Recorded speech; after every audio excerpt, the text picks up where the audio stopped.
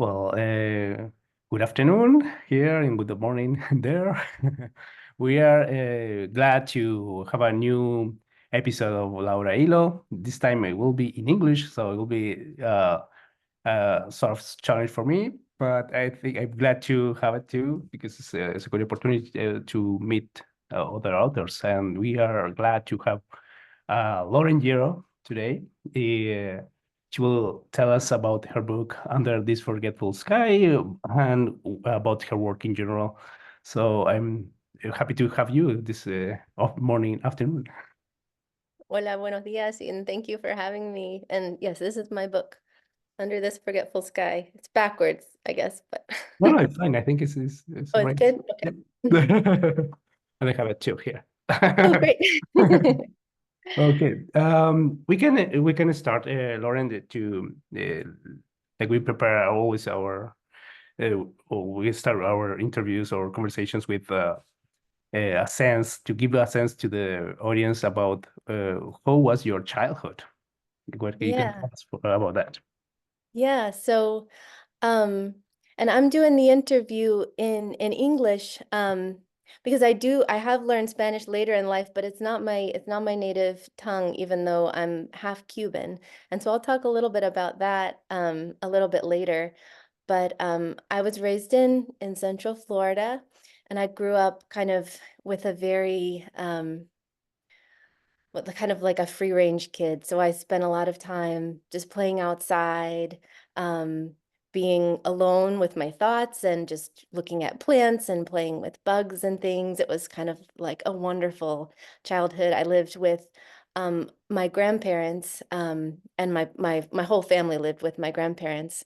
They had uh, some land that was next to these abandoned orange groves, and so it was just you would just go out and explore, and it was a wonderful childhood. And I knew really early that I wanted to be a writer. I don't know how I knew it, but it was just something that I felt like very early on. Um, I wrote stories from the moment I could write anything. I would write stories about dogs and cats and, just orphan puppies getting adopted, that kind of thing. But I wrote my first novel when I was in third grade. And that's when I think I kind of stepped into this identity of like, ooh, this is me. This is who I am. It was a novel about, a princess, but she doesn't know she's a princess, and she goes on this long journey with this woman who ends up being her aunt, and it's all very convoluted and and um but it was like 60 pages, handwritten, but it felt like an accomplishment. And ever since then I just sort of it was just inside of me that I was gonna write. And that kind of just never left. I wrote some poetry when I was in middle school, but then I realized I'm a storyteller. Like that's what I do. I write stories. I I wrote stories into college. I studied literature in college and took every creative writing class that I could. Um, and then went on to graduate school and thought I was going to do something more in academia, and then just came back to writing stories. And a version of this novel was actually the thesis for my graduate work, even though it was technically not a creative program. Um, and yeah, then kind of moved on to this book getting published. So yeah, I recently did a school visit, and a student asked me, is it necessary to have a literature degree to be a writer? And it's absolutely, I said, no, of course not. It's 1,000% not necessary. But that was my path. I just knew so early that books were my thing, and just kind of stuck with it and had a lot of encouragement from my family. I will highlight two things about your childhood that you said. I think the relationship with nature that you will see in your book too, Mm. and I think that the approach of the cercanía, I will say, to proximity with your abuelos. So how you can talk about a little bit more about that? Yeah. So those those grandparents that I lived with, those were my mom's parents, and my abuelos, they lived in Miami, and so those were my dad's parents. They were Cuban. And so, yeah, my relationship with nature, it started off right away. And it was just this, like, kind of like with writing, it was so deep inside of me that I couldn't even divorce like who I was from that relationship. It was, and so when I went on to study in graduate school, I was studying literature that was in some way connected to environmental discourse.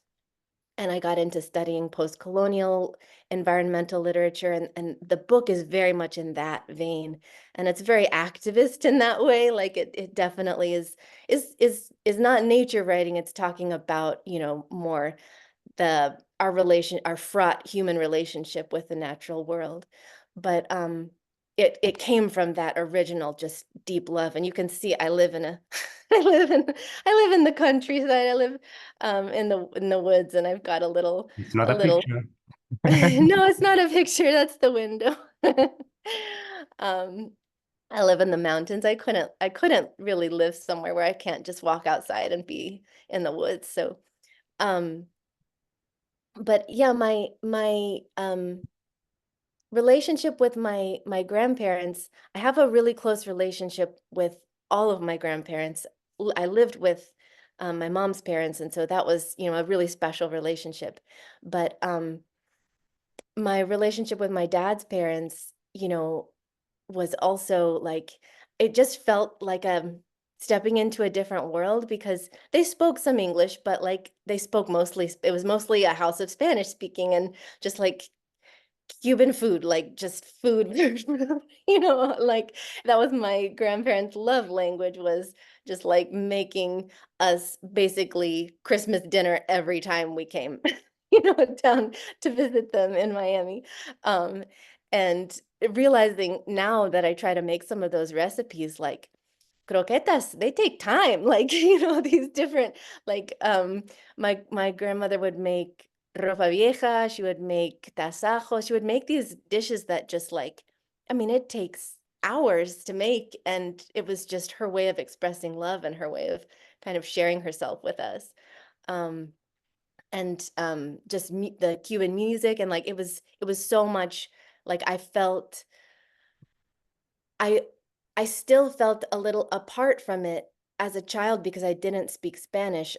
I had some understanding of Spanish, but the relationship, I think, specifically between children of the Cuban diaspora and their grandparents or their parents. My dad was born in Cuba but raised in Miami. Um, it's unique, there's a unique relationship there, and I think in a lot of um diaspora communities, the desire is to share your culture as much as you can with your children, and there was definitely some sharing, but there was also some silence and some, like there was a bit of a wall there. Like I didn't get a lot of stories of Cuba, even though I got plenty of that Cuban culture. There was just sort of like we don't really talk about that. We don't really talk about Cuba. And so it wasn't until later when I started learning Spanish for myself and I started asking those questions, like, I want to know, that I started getting some of those stories. But it was not something that was, I think it was my grandparents thought of it as, and my dad thought of it as a bit of a gift to like give us this like blank slate. I think my dad experienced some difficulty in childhood being a speaking only Spanish coming into school, and experienced some discrimination, and he didn't want us to have that experience. And so yeah, just it's a whole it's a whole host of things. But as someone who is, you know, I like in that next generation, I want the connection, and so that has been a big part of my journey, and it's the reason that I went to Chile in the first place, was to be able, well, to go back, that my novel is set in Chile, and people are like, "Why is it set in Chile?" I said, well, it was really hard to get a job in Cuba and to like live in Cuba for an extended period of time. And so this was sort of a roundabout way of reconnecting with my Latina identity. It was a long answer. Oh, it's great. I think it's talking about they can relate with a lot of people that is kind of a process of construction, reconstruction, deconstruction of identities. And I Yeah. think it's a very, very interesting um, uh, background that you are having, and probably a hard work to assume different parts of you that you maybe don't know that exist, and then you found pieces, like a puzzle. It's very interesting. I think in some way you use that in your book, like Mm. pieces of the incorporation, for example, in English and Spanish together, and how you are working with that, for example. Yeah, and so in the book there's two main characters, two protagonists, and one of them is a Spanish speaker. She's bilingual, and she is her name is Paz. And then there's another character whose name is Rumi, and he is I associate a lot with him because he is a child of a different diaspora culture, and he has this like desire for connection to this. He has a namesake that is based in a culture that he doesn't have a lot of connection with or a lot of ability to connect with. And that's something that that definitely resonates with me. So I connected with both of those characters in different ways for sure. Yeah. Yeah, you talk about the third character that is the storyteller as well. Mm. So Yeah. it's a really cool triad, Hmm. like a mirror or something that is going under or and above the characters, and it's super Yeah. cool. She's the storyteller. She's a bit of a mystery at first, and it's you kind of have to figure out what you think as a reader her role is in the story. So she's the third voice that comes in and out of the story, and she's like both telling the story but in the story, and you kind of have to decide what you think her role is as the story goes along. But I love her character too. And she says something very cool. I think one of the stuff that in the page 76 you said when she was talking about the shapeshifters.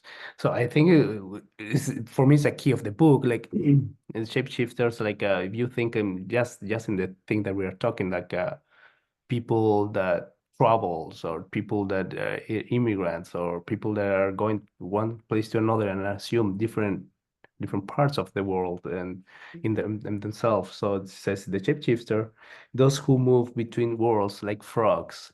I like a lot that things that you can people that have the ability, not because it's kind of a you can think like it's something uh, condenación or una condena, no? Like Mhm. something bad that is happened to them that is happened is in one sense, but in another sense is like an ability, It's like something. Like a superpower. Yeah. Yeah, yeah. And well, I would like to ask you about the how well you advance a little bit in the answers to Chile, how you Mm, choose the Chile, but I would like to have your opinion or how your experience, how you build the territory in the book. mm. So kind of the land that they travel over, you mean? Uh-huh. Yeah. Okay, um so I was in Chile because I was working for this little startup travel guidebook. I was a freelance writer. It was my first job out of college. And I was supposed to cover the region for I was based in Valparaiso, and I was gonna be going all the way up to La Serena, which is basically what the book does. Um, and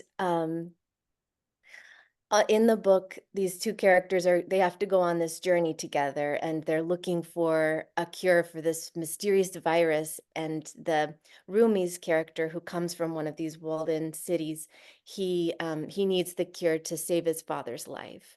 And Paz, who is the character who comes from outside of the walls in this kind of much more dangerous environment, that's sort of um, it's a little bit post-apocalyptic. She's helping him. She's his guide, but she's also secretly working for the rebel forces that infected his father in the first place. So it's a very, it's a very dramatic storyline. But I think it also has these quiet elements where they're moving through this landscape, and I wanted to be very true to it. And so in addition to when I was first there, I went back to Chile a second time and I walked the lands that they walk over. I didn't do the whole thing. It's quite a it's quite a distance.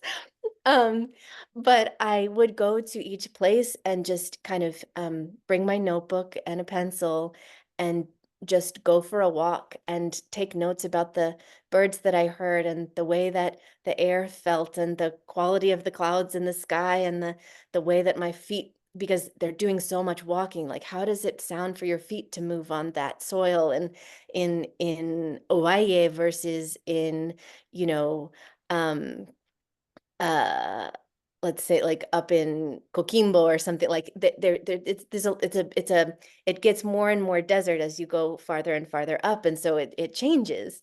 um and uh I just felt that was really important to be able to capture that, and so I had pages and pages and pages of notes just about like what it felt like to be in each space. um and I mean, I have to say, like, when I was traveling around, like, Chilean people would ask me like, "Oh, well, what are some of the beautiful places to go to in your country?" And I was like, you guys have everything. Just stay here. It's so much, like, I mean, it's an incredible, like, and I also went south, even though the book doesn't go south. I spent some time farther south. And I mean, it's just the most incredible landscape of anywhere I've ever been. It's just like the way that it changes from north to south is unbelievable. Um, and I was especially captivated by the rivers.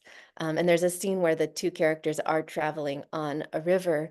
And I met some people while I was there who had one person in particular who was an older gentleman.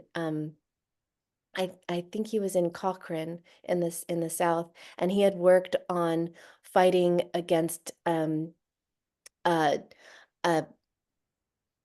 hydroelectric dam that they were going to build in his community. And they had been just like tireless over years and years and years. Just every time that like company would come in, they would fight against it, and it was just like, and that also deeply like affected, because the rivers, the wild rivers, are so incredible, the undammed rivers. And so it was like that also kind of made its way into the book, that theme of dams or of wild rivers running free. So I don't know if did that kind of get at what you were asking, like just how it was, the landscape was itself a character, I felt, because it also has this angle that it's set, the book is set in the future, a near future, but it's definitely a future where the landscape has been altered in ways by climate change and by melting, snowpack, and by just different erosions of the land, due to changing weather patterns. And so that was also part of it. Like, I invented some landscapes that don't actually exist. Like, I invented these canyon lands that had been carved out of this like kind of desert, semi-desert in the north, that had been carved out more quickly than what we see in like not what we've observed so far in natural processes. This happened much more quickly due to kind of like extreme weather patterns. And so that was like an invented landscape that I thought was kind of cool. Uh, in the book, we have the sensation. I think you're saying about like a character, like it's a character as well. Yeah, I think it's so. Yeah, it's very important. I think in this kind of books, the how you build I call the territory, but the landscape of your Mm, novel, I think is very important because it's that give you a sense where you are in mm, time or a little bit, uh, mhm, and I give you the sensation of the what happens with the character as well, no? And mm, I was thinking in Gabriela Mistral all the time when you were reading because you start with that with her, mm, and she for me every time that I read her, I think I can't keep my mind out of where she's from, like in yeah, the mountains and yeah, the no much. It's a very distinct nature, no? It's because yeah, it's not a it's not the forest, it's kind of mm, scattered trees and everything that mhm. where the sky is very important too. Yeah, and I went to her kind of hometown, um, up is near Vicuña, right? I'm forgetting now, but yeah, Y like en Monte Grande. yeah, yeah, Monte Grande. Yeah, I had to take a little bus from Vicuña to Monte Grande. Yeah. Um, and I couldn't stop taking pictures of the sky because it was just this incredibly stark, like the mountains and the sky were just, it was just this incredibly stark contrast. Um, and yeah, you just get this sense of like that landscape shaped her so deeply. It there's no way it couldn't have. It just like it's so present, when you're in this tiny little town nestled in these mountains that are kind of close to being desert, and you've got this like this just the sky feels so close. It's interesting.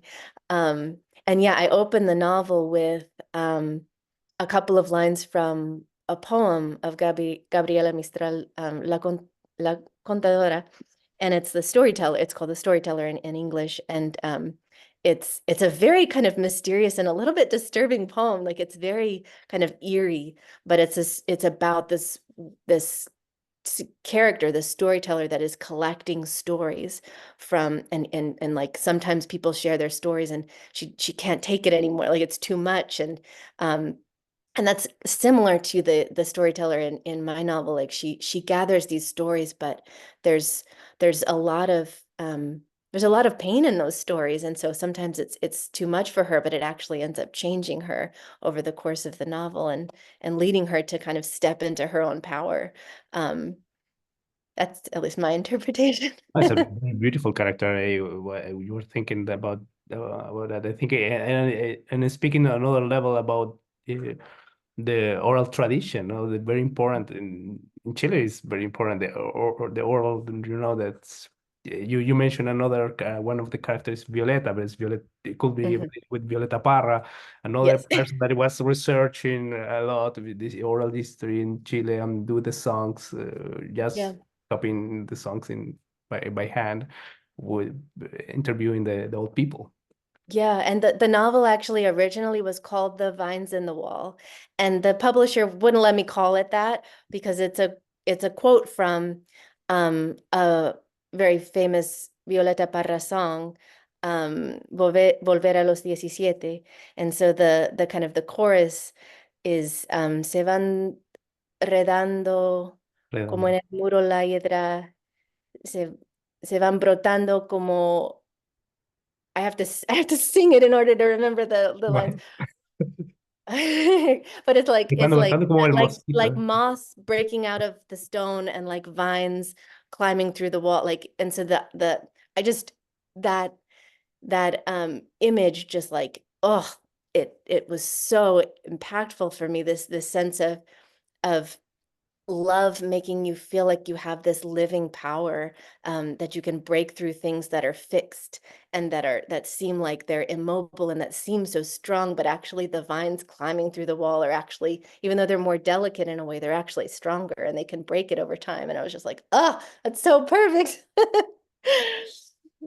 You mentioned in some other interviews the relevance of the dream. So you have a specific dream, but I will ask you a more general. What is it? How you take the dreams like a resource for writing? Mm. So, um, so I the novel actually grew out of of a dream and that I had after I returned from Chile that first time, and it was a dream of this city of Valparaiso that I completely fell in love with. I mean, I don't know how you couldn't fall in love with that city if you spend time there. It's so vibrant and full of just amazing creative energy.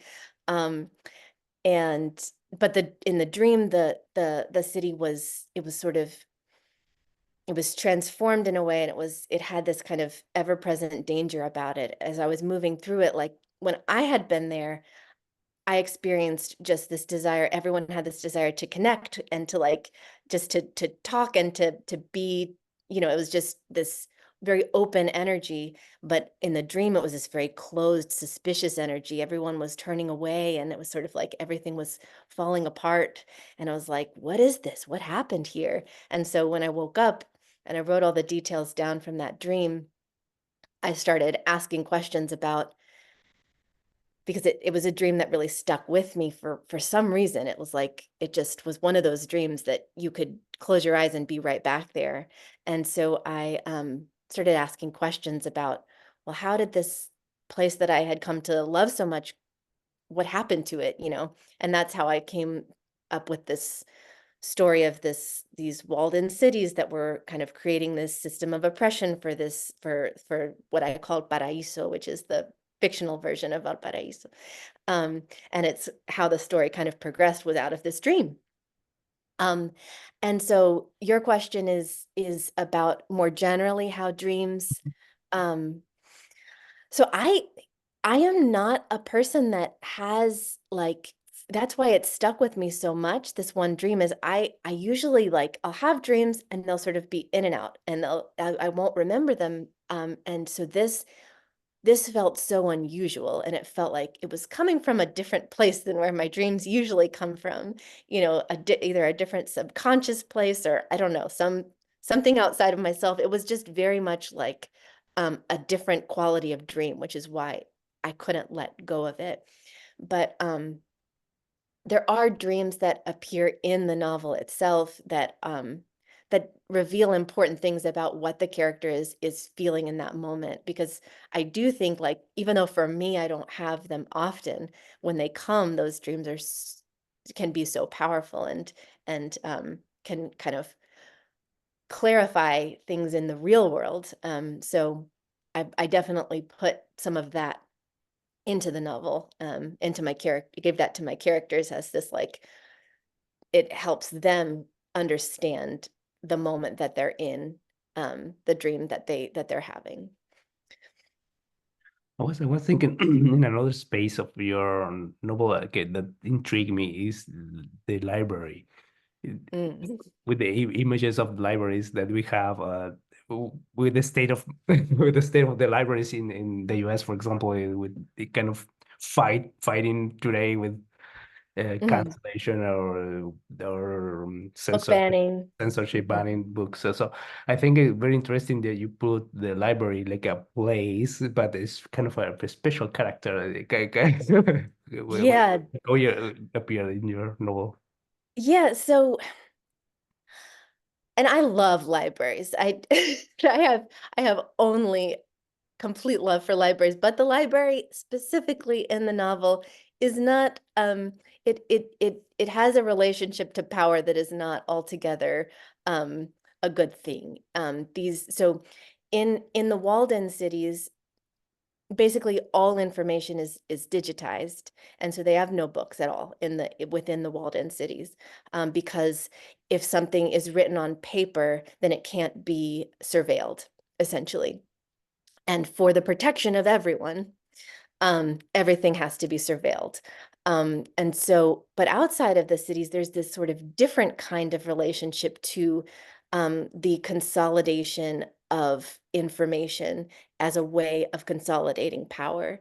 And that happens within this entity called the library. And there's these elders who are the ones that are collecting all of this information. And it's geographical information. It's everything. They basically, Haas is this character who works as a scout, and she's employed by the library to go find whatever she can in these the kind of like dangerous outskirts of her city.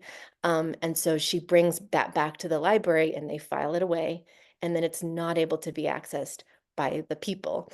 And so that is again ostensibly for their protection, but you learn pretty quickly that that is not entirely what their real mission is, and that they've got ulterior motives there that have to do um, with trying to get more power.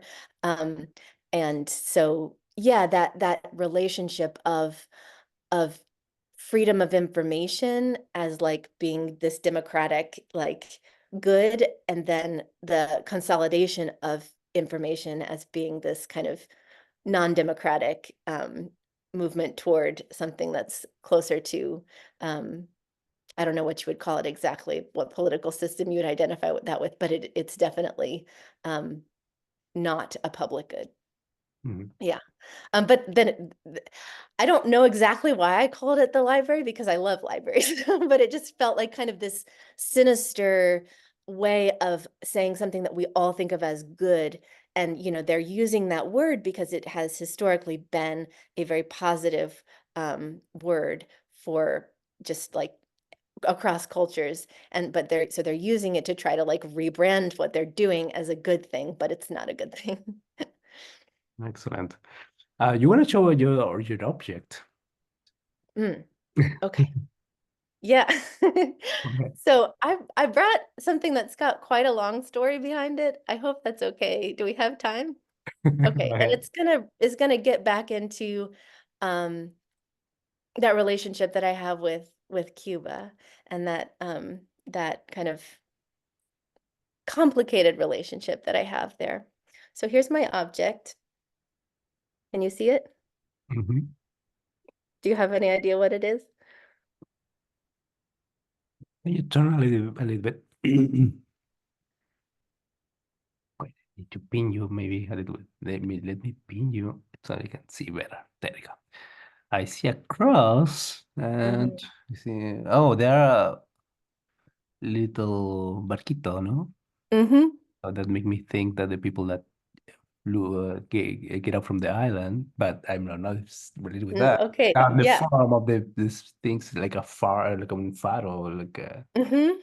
So there used to be a little cross on top, but it broke off. So this is La Virgen de la Caridad del Cobre, and she's the patron saint of Cuba.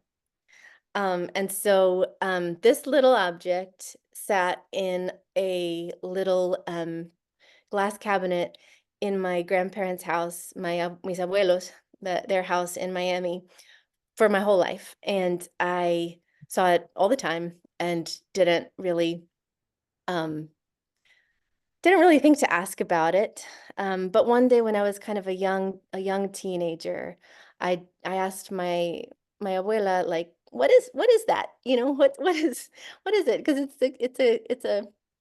it's a curious little object. They're not religious people, so why do they have this like Catholic object in there? That's one place that has all of their like special wedding china and their things from Cuba. And my grandmother told me this story, that this is a statue of the Virgin Mary and three fishermen in a boat. And the story goes that these three fishermen were off the coast of Cuba, and a storm picks up, and the winds are picking up and the seas are getting rougher, and they can't get back to shore, and they're worried that they're going to capsize and that they're all going to die. And so they start praying, and as they pray, the skies part and the blue sky shines through, and the statue appears in the sky, the statue of this basically. And they're saved, and so they bring the statue back with them, and they build a church for the statue. And the statue disappears.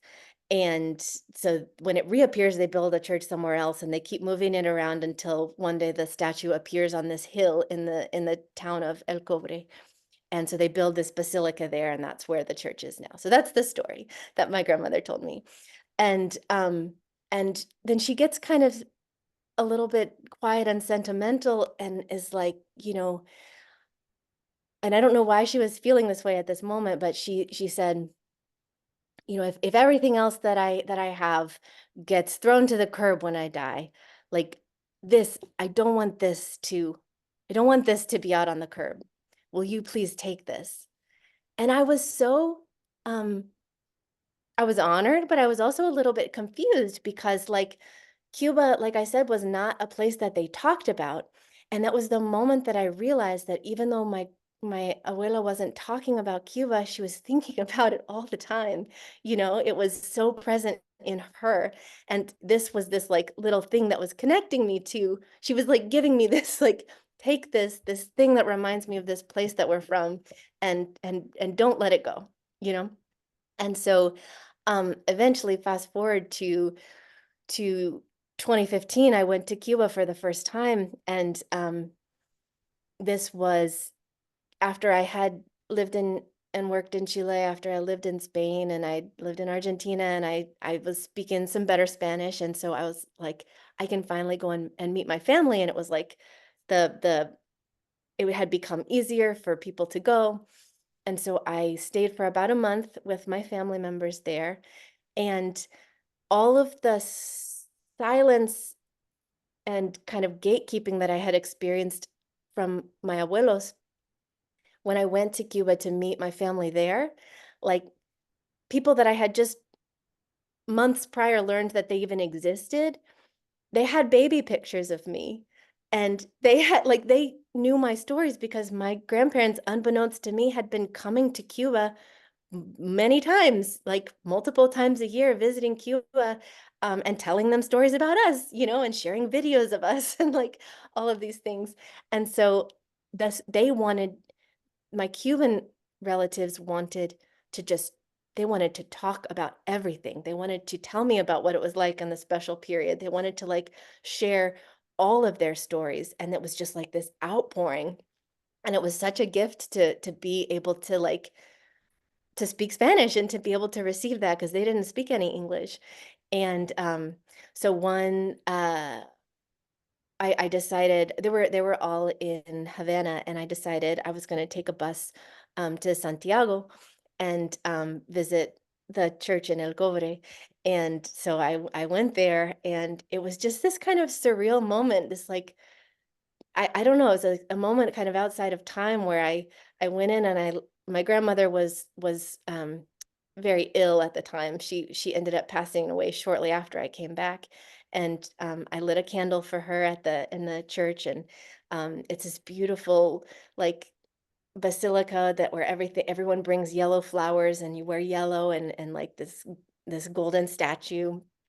Um, and I am not religious. I don't have that as part of my own, um, tradition, but I lit her a candle and sort of just, like, sat with this, like, strange, like, completion of the circle, just this, like, moment of feeling like I didn't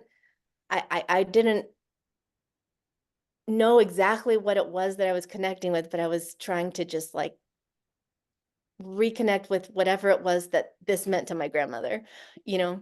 And so yeah, this is this object that I carry. I think it's like my only thing that I would consider a sacred object in my life. Like this thing, I'm just like that it means something more than I can even say. I don't even know what it means, but it just means so much. And it's this longing for reconnection across distance is kind of what I see in that. And yeah, it was a really important trip for me.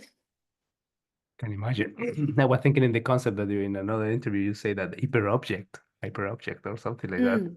Mm, yeah, the hyper object. Oh yeah, that's another big so in my graduate work, in studying like that environmental discourse in literature, one of the terms that I came across was this term hyperobject, and that's an object that is so massively extended across space and time that you can't even fully conceive of it. And I would think that there would probably be another subset of a word for this, because hyperobject is usually a negative term. It's things Oh, like microplastics and, that kind of thing. okay. But this has a different, more emotional resonance that like it connects across time and space in a way that I can't fully understand, but like it has a huge weighted meaning for me. Yeah. Yeah, that made me think like no, it's nothing. Yes, I have another word, but it's like the aleph in In Borges. Borges. Yeah, Right? yeah, el Like, Aleph, yeah. so you can see the whole word at one point. Maybe you can have this little object something like a speak to you in different generations and in every directions. Borges is one of my most treasured writers. I love everything about his stories. I have another before you read because I wanna let you read too. But I have something like a little another thing that the storyteller says. So I copied that what she said in the page 243. It says, "If I tell you the earth is a thing to be feared, you will come home with the dragon's head in your hands." I think it's Mhm, an amazing idea uh, of the menace, no, and what is the relationship with the nature as well again. Uh, yeah, and I think it's like this kind of sentence, like a sentence, that part of the books, the chapters where you include a storyteller, I think is kind of a drive a story that is beyond, like you mhm. said, beyond the circumstances of two characters. Yeah, and she is speaking directly. So this is it's a young adult novel, and the storyteller, she has these little kind of poetic invocations of the deities that start each of the chapters, but then immediately after that, she says, "Oh, children." She's speaking directly in my mind, like she is speaking, she is a character that exists in the story, and you do see her physically telling her stories to the young people of the city, but she's also speaking directly to the readers, and I think that's a moment where she's like you kind of have this split vision where she is speaking to the children and the young people in the novel, but she's very much also speaking to the readers, where it's saying like she's an older generation, and she's saying, if I say this, if I make this prediction about you, you're going to prove me wrong, and this kind of, it's spoken not as like an admonition of young people. It's like a celebration of the fact that like we don't know what's coming, and we don't know what young people are capable of and how they're capable of making of it's a future yet to be written. And the more we try to gear it one way, the more it's going to, like, be this unpredictable turn. And so I really like that, because it's she has this, a lot of the elders in the novel are trying to force the young people into a certain way of life. And she's embracing this sort of chaotic openness of becoming and celebrating that in the young people, and she's not trying to, she's saying, I tell you these stories because this is what I have to give, but you're the one that's going to write the future. And I want you to do that in whatever capacity you can. And all I'm doing is trying to give you my wisdom. I'm not trying to like to dictate what you should do, which is what a lot of the other elders are trying to do. They're trying to like hem in the young characters and have them behave in a certain way, and that doesn't really work. Doesn't work so well for them. That made me think in another book, The Last Cuentista, of that Donna Barbara, Mm, like the idea of storyteller that's itself, the character of the novel is she became mhm, a storyteller. It's like mhm, another way to celebrate mhm, the same thing, that the idea of liberty behind mhm. the idea of telling stories, no? And I what I like about it is because she is a story, like stories are not prescriptive. They have wisdom, but it's a relationship between the storyteller and the listener. it's not didactic, it's giving you this kind of situation, or this like series of events and characters, and you have to figure out what to make of it. And so it's like it's a dynamic relationship that it's always in flux, and it's not this fixed static thing. It's like the vine in the wall. It's like it all kind of comes back to that like sense of like, are we going to be rigid in the face of this uncertain future? Or are we going to evolve and change and let ourselves be changed by the people around us? And anyway, that's kind of the big theme of the book. So yeah. Was thinking another historia de Borges, los jardines de los senderos que se bifurcan, Hmm. with Hmm. these ideas of decisions, Hmm. multiple ways, no?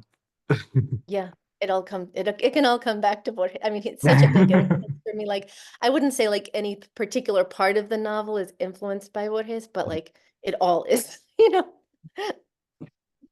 But I was thinking in the how you uh, what relationship did you had in Chile with the Mapuches and the Mapuzungun? I think it's a very specific question, but I think you for in the book we can see that is kind of important in the Yeah. background of the story. Yeah, so I did not have a lot of I spent time in the home of one family, who and the father in the family was Mapuche, and so kind of got some of his just it was very much his political stances, in he was living in the South, and then had interactions that were more brief just across my time there. And a lot of my the knowledge that I got, and a lot of what appears in the novel comes from research that I did after I came back, reading about uh, Mapuche healers and storytellers. And I'm I'm blanking on the name of the researcher, the anthropologist that wrote them, but I it's in my acknowledgments. I'm not going to find it right now, but I can get that in, and we can put it in the notes. Um, but she wrote a number of anthropological studies where she was basically living for decades in these Mapuche communities and specifically working with the Mapuche shaman. Um, and so she writes these just incredibly informative, but also really touching and beautiful anthropological work, studying that tradition. And so my storyteller, she's not exactly in that tradition, but she kind of is like she's connected to it. That's like her kind of lineage, but she's branched off for a number of ways. For a number of reasons, because of the way that the world has been reshaped, and she's kind of in a way doing well, I don't want to spoil it, but she's connected to that tradition for sure, but she's also using it for her own purposes. Um, and So that's kind of how most of my knowledge about Mapuche culture came from that. But I want because this is such a deeply post-colonial story, an imperialist story, like I needed to be able to speak to the presence of indigenous cultures in like continuing to exist within and adapting within the colonizing culture.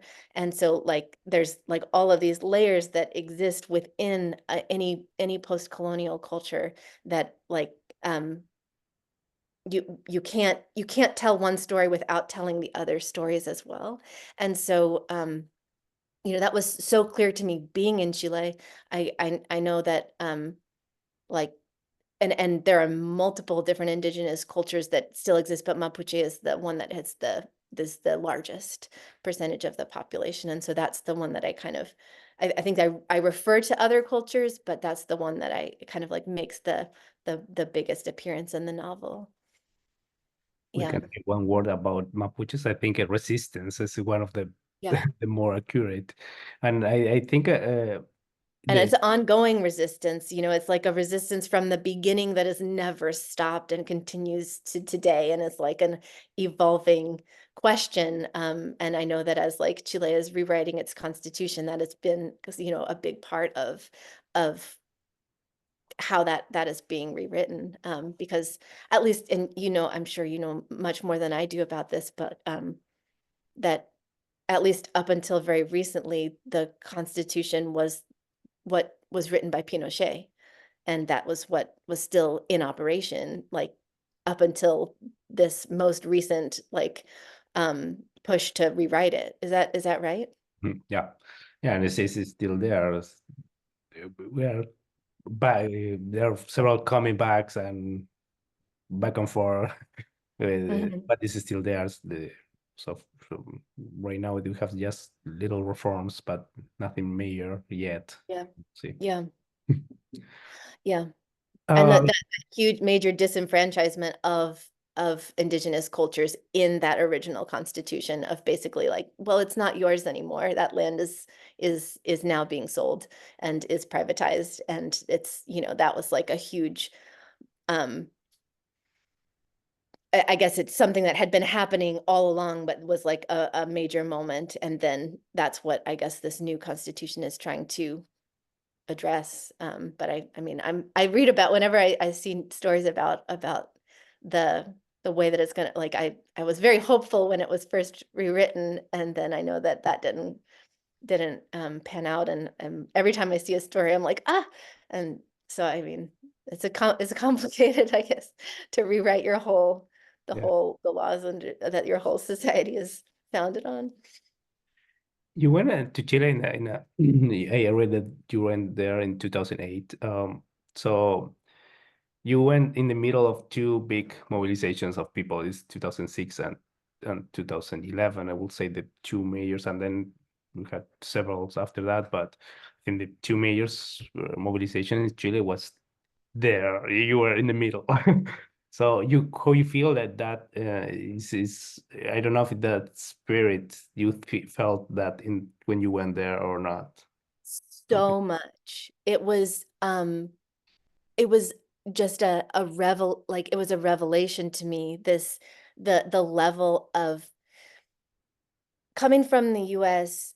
I think a lot of people who are politically engaged have a sense that nothing is ever going to change. And so like we just sort of like talk about the same things, you know, over and over, and because it feels like there are these forces that feel so entrenched. And so sometimes it can feel like, you know, there's a little bit of a jaded quality when you have those political conversations. And then when I went to Chile, it was like it mattered. Like, the things we were speaking of mattered because it could change. Like, there was this sense that something that change was very much possible and very much at hand. And so I was sort of astonished by the just how this is what I kind of taught, and maybe it was this moment, this unique moment, but I speak of it as my experience with Chile and more generally is like this desire to just go into very deep conversation very quickly. And so feeling like we have a couple of kind of exchanges of, oh, where are you from? What do you do? And then whew, like plunging into like the heart of um big political issues, big philosophical issues, like the stuff of like the meat of life stuff. And so I was it as a 22-year-old, that was so exciting for me to get to have those cross-cultural conversations, to get to have them in Spanish. It was just like it was like it was a um very important moment for me, but also it was very eye-opening that like, oh, the way that I speak about politics and that my peers speak about politics, like that's not the way that everyone does. Like a lot of people actually can see a more hopeful future, and that was kind of cool.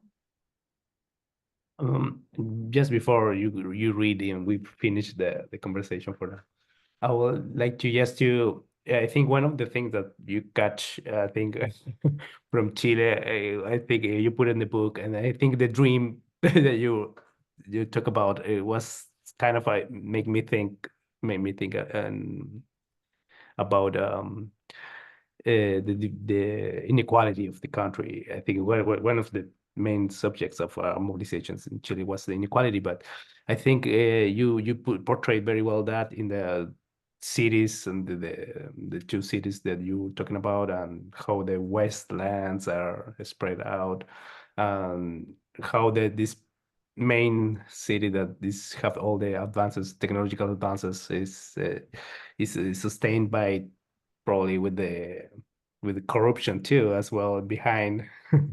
So And I extraction. It's so much about uh-huh. resource extraction, and that was such a thing that I saw again and again when I mean, I see it everywhere now, but I saw it so much in Chile, like the hydroelectric dam sending the power to the north for mining that is then global. Like, it's not actually, it's a privately owned multinational entity that is not benefiting Chile at all. And so there was that kind of sense of like, okay, these walled in cities that are all over the world, they're just using that extractive like using their power to extract these resources and decimate the communities, and then just have no repercussions, and to be able to live insulated from all of the consequences of that. And that's 100% something that I saw, and was like, it was very eye-opening and infuriating, you know? You want to read a little passage of your book? I would love to. Right.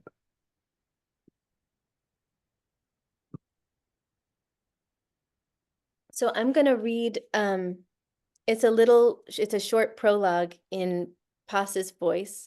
And so you don't need a lot of context because it's right at the beginning. Um, and so Pas is this 15-year-old girl who lives outside of the walls of the kind of upper cities.